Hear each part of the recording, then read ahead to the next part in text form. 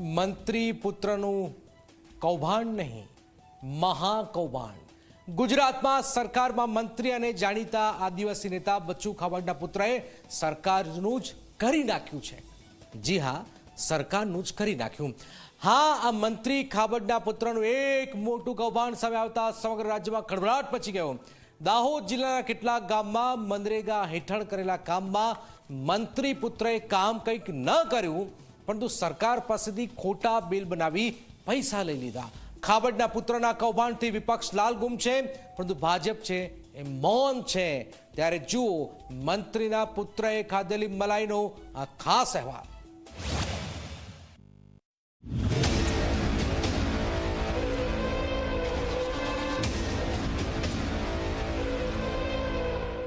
જુઓ આ રસ્તો, લાગી રહ્યો છે ને ચકચકાટ। રસ્તા પર ડામર પાથરી દેવાયું છે અને સડસડાટ વાહનો પસાર થઈ જાય તેવો રોડ બનાવ્યો છે। ક્યાંય ખાડા કે ક્યાંય કાંકરી નથી, ક્યાંય માટી પણ નથી દેખાતી। દેખાઈ રહ્યો છે તો માત્ર મંત્રી બચુભાઈ ખાબડના પુત્રએ બનાવેલો મસ્ત મજાનો ગુણવત્તાયુક્ત રોડ બનાવ્યો છે ને મંત્રીના પુત્રએ મહાન રોડ। અમારા શબ્દો અને રોડના દ્રશ્યો તમને વિરોધાભાસી લાગ્યા હશે। તમને થશે કે રોડમાં ક્યાંય ડામર તો નથી। હા, નથી ડામર કે નથી કોઈ ગુણવત્તા,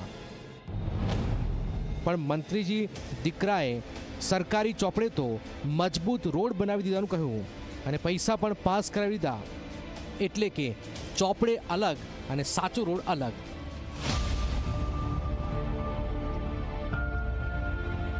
ગુજરાતમાં ફરી એકવાર ભ્રષ્ટાચારનો મોટો કિસ્સો સામે આવ્યો અને આ વખતે આરોપીની આંગળી ગુજરાત સરકારના મંત્રી અને જાણીતા આદિવાસી નેતા બચ્ચુ ખાબડના પુત્ર બળવંત ખાબડ તરફ ઉઠી। દાહોદ જિલ્લામાં મનરેગા હેઠળ 71 કરોડ રૂપિયાના કૌભાંડનો પર્દાફાશ થતાં જ રાજ્યના રાજકીય વર્તુળમાં હડકંપ મચી ગયો।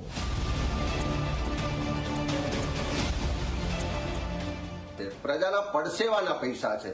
આ મનરેગા યોજના ગરીબ સામાન્ય માણસને 100 દિવસ રોજગાર મળે એટલા માટે આ કાયદો લાવવામાં આવ્યો છે। એવા કાયદા હેઠળની યોજનાઓમાં ભ્રષ્ટાચાર થાય એ ક્યારેય ચલાવી ના લેવાય। સરકારે પ્રમાણિક નિષ્ઠાવાન અધિકારીઓની એસઆઈટી બનાવવી જોઈએ। દાહોદમાં જો તટસ્થ રીતે તપાસ થશે તો હજુ પણ મોટા માથાઓ આમાં પકડાશે। દાહોદના દેવગઢ બારિયા તાલુકાના આ ગામોમાં મનરેગા હેઠળ રોડ બનાવવાનું કામ થયું હોવાનું પણ સરકારી ચોપડે દર્શાવાયું, પરંતુ હકીકતમાં રોડનું નામો નિશાન નથી। 2021થી 2025 વચ્ચે બળવંત ખાબડની એજન્સી સહિત 35 એજન્સીઓએ માત્ર દેખાડા પૂરતું કામ કરી કરોડો રૂપિયા હડપ કર્યા। સરકારી ચોપડે રોડ ટીપટોપ, પરંતુ જમીન પર માત્ર ધૂળ અને પથ્થરો।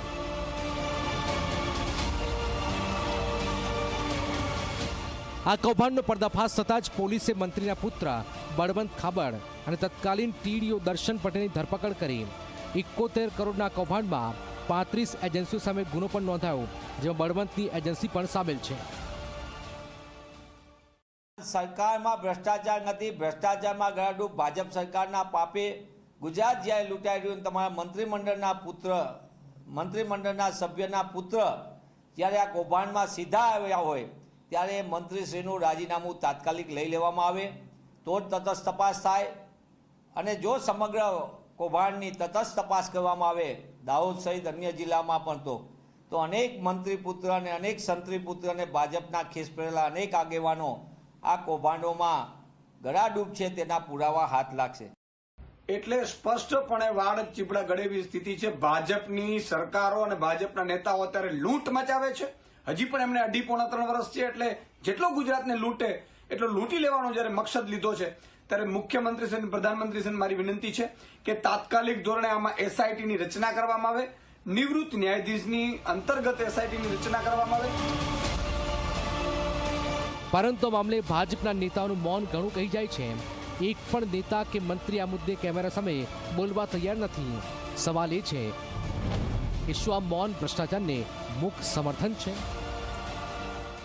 મંત્રી બચુભાઈ ખાબડના પુત્રની ધરપકડ બાદ ઝી ન્યૂઝ દ્વારા જે છે તે ભાજપના અનેક નેતાઓની પ્રતિક્રિયા લેવા માટેની કોશિશ કરી, પણ નેતાઓ દ્વારા કોઈ પણ પ્રતિક્રિયા આપવા માટે ના પાડી દેવામાં આવી છે. ત્યારે અમે અનેક ભાજપના નેતાઓ જેઓ દાહોદ જિલ્લા સાથે જોડાયેલા છે તેઓ નેતાઓ જોડે પણ ગયા હતા અને તેઓની પ્રતિક્રિયા લેવાની કોશિશ કરી હતી, પણ કોઈ પણ ભાજપના નેતા જે છે તે આ મામલે પ્રતિક્રિયા આપવા માટે ના પાડી હતી.